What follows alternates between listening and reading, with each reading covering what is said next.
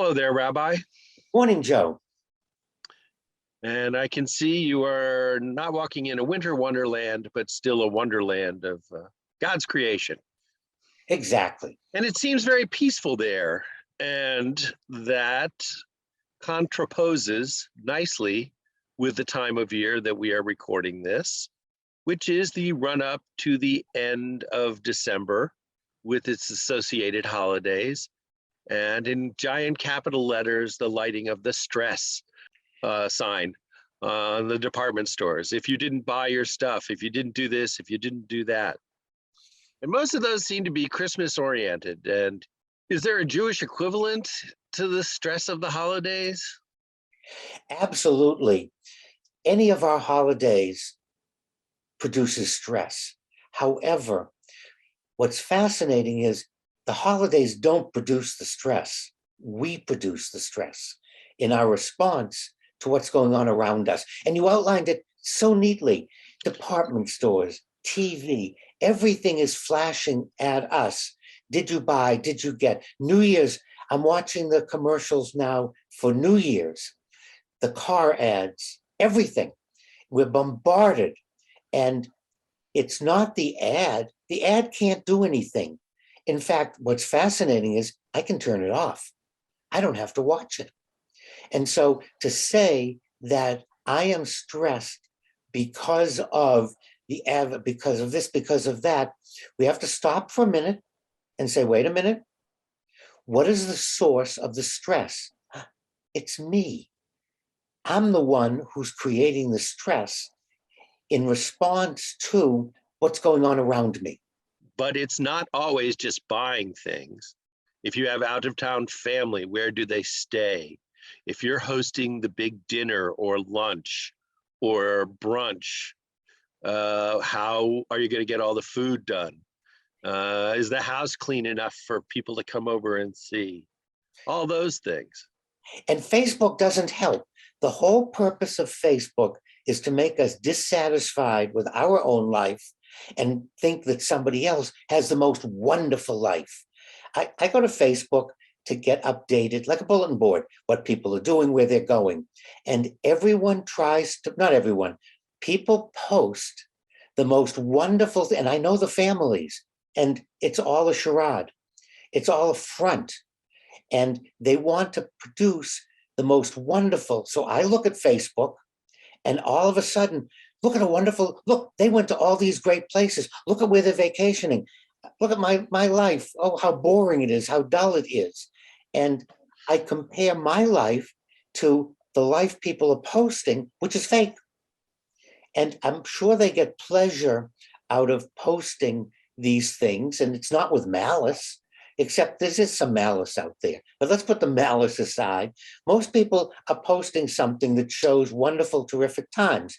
So you're right. It's not just advertising, it's Facebook. And then it's the advertising, the pictures of a meal, of a family, of a resort. All of this is out there. So now I am exposed and I'm feeling stressed. So our first step is to acknowledge the stress is coming from me. Sticks and stones, and words, if I accept the words. But what if I don't accept the words? What if I shut the sound off on the TV? What if when I look at Facebook, I say to myself, oh, this is really neat. They've really done a nice job of presenting the perfect Thanksgiving, the perfect Hanukkah, the perfect Christmas. They did a nice job with that. My congratulations to them. I'm going to continue and see what's going on with the people I know. And I'm going to look for the people that post jokes and fun things. And then when the TV commercials come on, I'll shut the sound. I'll shut the TV off. So one thing is to stop the input. Okay? I'm going to stop the input that's driving me to turn on myself. Okay. Second, it's all about expectations, Joe. That's the crux of the matter. Why am I so stressed out? I have expectations of the family, of my house, of me. And now it's time to sit down and have reasonable expectations. What's reasonable? We live in this house. Why do I think it has to look like a Hollywood set? It's my house. I live here.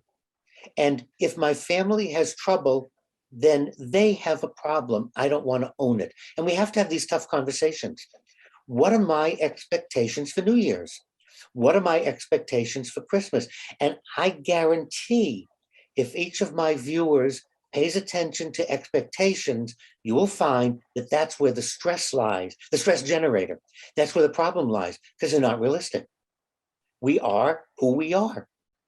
And if we think of what we could have been, would have been, should have been, we're going to do much. We're creating our own hardship. We're creating our own pain through expectations. And where do we get them from? What am I capable of doing? And what's a reasonably clean house? What's reasonably clean? I mean, Martha Stewart, the whole presentation is to make us dissatisfied with what we have, so we buy her product. You know, that's the whole purpose of advertising, Joe, to make us dissatisfied with having hair, not having hair, being too tall, being too short, being too heavy, being too light. That's the whole purpose of advertising, is to make us dissatisfied, so we buy something. Let's just stop for a minute and say, wait a minute. As Popeye said, I am who I am, or I am what I am, whatever Popeye said. And this is who I am.